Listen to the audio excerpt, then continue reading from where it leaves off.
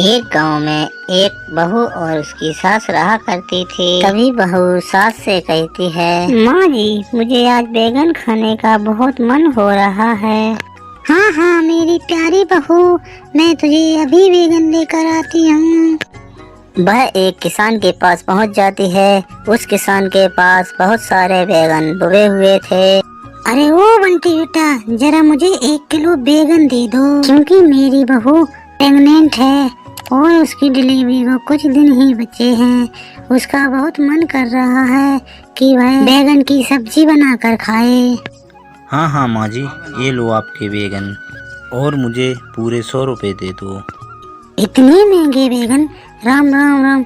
अरे बंटी बेटा, इतने महंगे बैगन क्यों दे रहे हो? आज तो तुमने बहुत ही महंगे बैगन दिए हैं।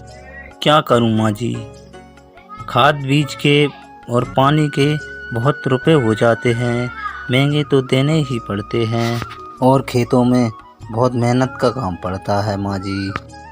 ठीक है बेटा, अब मेरी बहू ने मंगाए हैं तो ले जाना ही पड़ेगा। उसकी सास उसे बैगन लेकर दे देती है। बेटा ये तो बहुत महंगे हो गए हैं, पर क्या करूं माँ जी, मुझे तो आज बैगन ही खाना था। हाँ हाँ तू आज बैगन की सब्जी ही खा ले। 2 दिन बाद बहू देखती है तो बैगन सारे खत्म हो चुके थे और बैगन खाने का उसका मन होता है और अपनी सास से कहती है, माँ जी मेरे सारे बैगन खत्म हो गए, आप दोबारा बैगन ले आइए। ठीक है बहू, मैं बैगन लेने जा रही हूँ, अपना ख्याल रखना। और बैगन लेने पहुँच जाती है। बेटा मेरे बहू के बैगन खत्म हो गए और बैगन दे दे। तो ठीक है ना माँ जी, वैसे भी मेरे पास कोई बैगन खरीदने नहीं आता, सबने अपने घर बो लिए हैं। तो बेटा एक काम कर, मुझे थोड़े से बैगन के बीज ही दे दे, मैं भी अपने घर बोलूँगी। हाँ ठीक है माँ जी, ले जाइए। और वह बैगन के बीज लेकर अपनी बहू के पास पहुंच जाती है और कहने लगती है, बहू मैं बैगन के बीज ले आई, तुम अपने खेत में बो लेना, जिससे तुम्हारा मन करे जब तुम तोड़ कर खा लेना। लेकिन माँ जी मुझे तो बैगन बोना ही नहीं आता, मैं कैसे बोऊंगी? चल बहू मैं चलती हूँ तुम्हारे साथ, अपन दोनों ही बोएंगे। और वह दोनों बैगन के बीज बो देती हैं और कुछ दिन बाद उनमें बैगन लगने लगते हैं और वह हर रोज बैगन बनाकर खाने लगती हैं।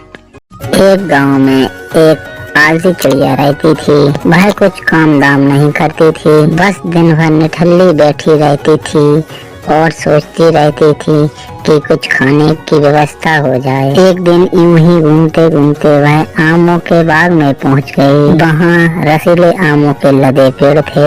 रसीले आमों को देखकर उसके मुंह में पानी आ गया और आम तोड़ने के लिए एक पेड़ पर जा बैठी। लेकिन वह पेड़ पर जैसे ही बैठी वैसे ही बाग का मालिक आ गया था। बाग के मालिक को आता देख आलसी चिड़िया डर गई और वहाँ से जल्द ही भाग गई। भागते भागते गांव से बाहर एक जंगल था, वहां पर पहुंच गई। भागते भागते बहुत बुरी तरह से थक गई थी, इसलिए वह पेड़ के छांव के नीचे सुताने लगी। तभी उसकी नजर एक लोमड़ी पर पड़ी। उसकी एक टांग टूटी हुई थी और वह लंगड़ाते हुए चल रही थी। लोमड़ी को देख आलसी चिड़िया सोचने लगती है, ऐसे हालात में भी जंगली जानवरों से भरे जंगल में यह लोमड़ी बच कैसे गई? इसका अब तक शिकार कैसे नहीं हुआ? वह आलसी चिड़िया पेड़ पर चढ़कर बैठ गई और वहां से देखने लगी उसी लोमड़ी के साथ आगे क्या होगा। कुछ ही पल बीते, जंगल में शेर की दहाड़ से पूरा जंगल गूंज उठा, जिसे सुनकर सारे जानवर डरकर भागने लगे। लेकिन लोमड़ी वहीं पर एक जगह खड़ी हो गई, क्योंकि उसकी टूटी टांग की वजह से वह भाग नहीं पाई। तभी वहाँ पर एक शेर आता है। आलसी चिड़िया उसे देखकर सोचने लगती है, अब तो शेर इस लोमड़ी को खाएगा ही। शेर लोमड़ी के पास जाता है, पर वह देखती है कि शेर लोमड़ी को नहीं खाता और एक मांस का टुकड़ा वहीं पर डालकर चला जाता है।